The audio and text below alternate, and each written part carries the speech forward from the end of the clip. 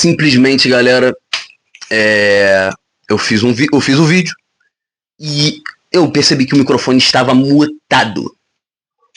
Então, pra não deixar de fazer vídeo, eu vou fazer, mas vai ser muito mais superficial do que o que eu tinha feito, né?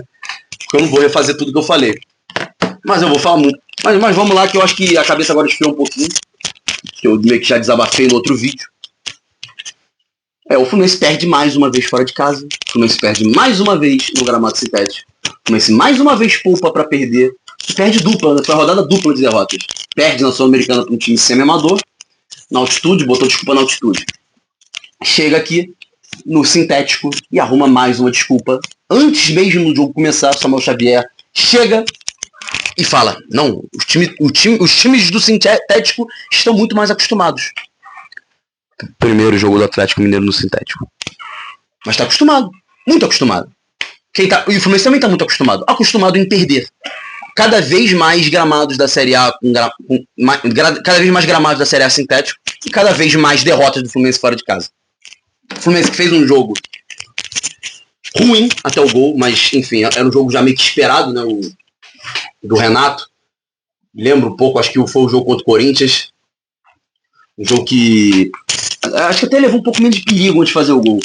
O Galo não conseguia agredir muito, não tinha finalização certa. A primeira finalização certa foi a do Canóbio no gol. O Canóbio fez uma partida horrenda, assim, pra esquecer. Horripilante. Mas enfim, Aí o Fluminense faz 1-0. Aí você pensa, vai ter um time inteligente.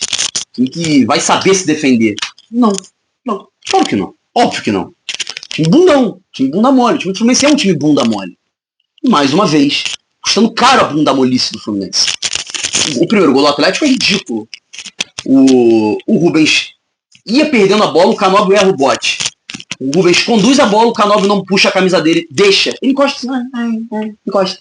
E deixa o Rubens chutar. 1-1 pro Galo. No momento que a torcida do Atlético estava gritando o time sem vergonha. Era o momento do técnico técnico dos jogadores, né? A questão técnica dos jogadores do Atlético começar a entrar em decadência. Ia piorar. E o senhor Canóbio achou que era uma boa ideia não fazer a falta. Não fazendo a falta, o Rubens fez o gol. Empatou. Inflama a torcida do Galo. Muda o jogo. E óbvio que o time bundão do Fluminense ia continuar piorando. As alterações do Renato foram ruins. Primeiro tempo não tem muito o que falar, tá? O segundo tempo foi onde a ação rolou. Não tem muito que elogiar do primeiro tempo. Tem muito o que falar do primeiro tempo. A gente até ouviu o Renato, ele queria que o primeiro tempo acabasse, né? Não sei porquê, mas enfim. Era melhor ter sido o primeiro tempo, né? Melhor ter sido 0-0. Aí chega o Atlético empata. Aí ele mexe, tira o centroavante. O Everaldo é um jogador ruim, mas é um centroavante. Deixa o Arias de centroavante que não ganha uma. O Everaldo ganha uma de 10, o Arias ganha 0 de 10. E o Galo continua. Pressionando. E o Serna faz uma jogada tosca. O Bernal rouba a bola. Não, antes do Bernal roubar a bola, ele já se tropeça na bola toda. O Bernal rouba a bola, toca nele, ele tropeça todo. Sai o segundo gol do Galo. E com o Júnior Santos, né?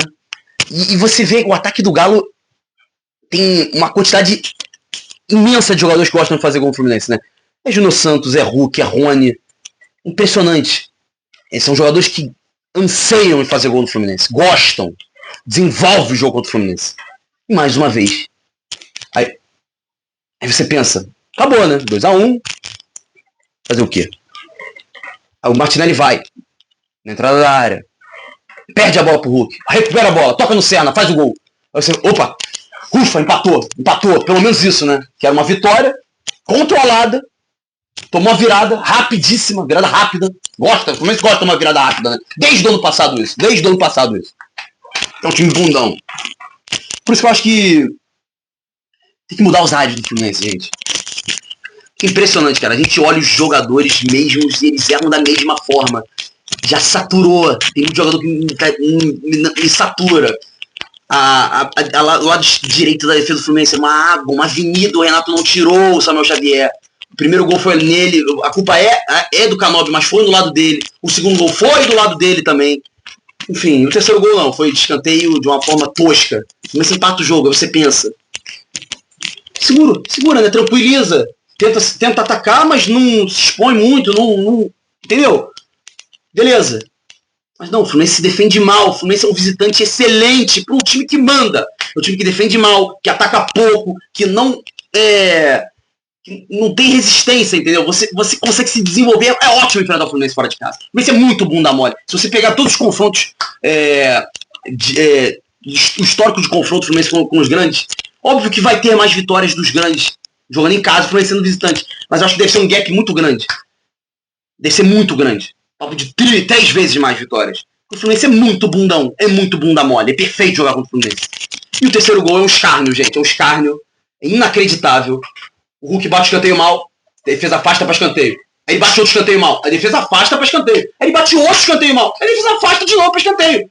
É o quê? Tá achando que ele não vai acertar? E ele acertou. Acertou, né? Na cabeça do Igor Gomes, gente, Igor Gomes. Na cabeça do Igor Gomes, fez o gol 3-2. Aí a gente enlouquece, pra enlouquecer o torcedor. É pra estragar o dia. Porque a gente vê um time que joga mal, consegue fazer um gol e não consegue segurar o resultado. É inacreditável, gente. É muito cansativo, cara. Porque você poupa e você perde. Você poupa e você perde. Na sequência. Que nem ano passado. Ficar treinando pra não fazer nada. Nada. A gente não consegue enxergar a evolução. Passa pelo treinador isso, mas também passa pelos jogadores. Isso é óbvio que passa. Esses jogadores do Fluminense me incomodam muito com a postura deles em campo. Muito. É tudo conformado, é tudo arrumando desculpa. É impressionante. E mais uma vez temos no meio de semana Sul-Americana, jogo contra a União Espanhola. Provavelmente o Renato vai poupar, porque ele tá nem aí pro campeonato. O Fluminense tem mais chance de ganhar. Mesmo eu não gostar da Sul-Americana, poupar não vem funcionando. Os reservas não estão nem aí. E precisa jogar. E nessa sequência tem que jogar todos os jogos completos, gente. Até o Mundial tem que jogar. Porque vai ter 2 jogos da Sul-Americana, passar em primeiro, né? Segundo, pelo amor de Deus, gente. Pelo amor de passar no segundo nesse grupo é desrespeito. Tal qual eu falei, né? Desrespeitoso. Vai ser desrespeitoso de novo? Eles estão doidinhos pra ser. Entendeu? É complicado demais. Complicado demais. Vai enfrentar o Juventude no Jacone. Eu falei no vídeo original. Vou até chegar pertinho aqui. O Fluminense não ganha do Juventude no Jacone desde 2005.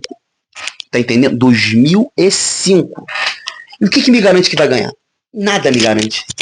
Porque esse time não demonstra nada disso.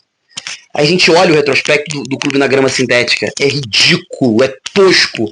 Já perdeu o primeiro contra o Galo, perdeu as 2 contra o Vasco no Engenhão, perdeu 6 ou 7 contra o Botafogo no Engenhão. Demorou 6 ou 7 jogos para pontuar contra o Palmeiras. Foram 6 ou 7, são 5 jogos para pontuar contra o Palmeiras e 6 para ganhar. Contra o Atlético Paranaense, penou para ganhar o primeiro jogo também. Conseguiu acho que 2 vitórias lá. Enfim, mas é só oásis.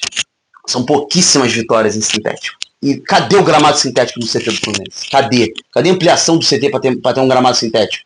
Ou vai ter que... Tem 3 gramados, vai ter que tirar um para virar sintético? Vai ter que fazer alguma coisa. Uma coisa é certa. Precisa se adaptar em sintético. Porque só perde. A estratégia é para rebaixar o Fluminense. Bota todos os times em gramado sintético, o Fluminense vai perder todos os jogos fora de casa, e o Fluminense vai ser rebaixado. O Fluminense vai ganhar todos em casa. Então é muito complicado, gente. O Renato também, não gostei das alterações. O Serna entrou muito mal, mas fez o gol, compensou. O Canobi, não pra mim na titular, fez o gol, mas contou muito com a sorte. E no gol do Galo ele foi um ineficiente na marcação.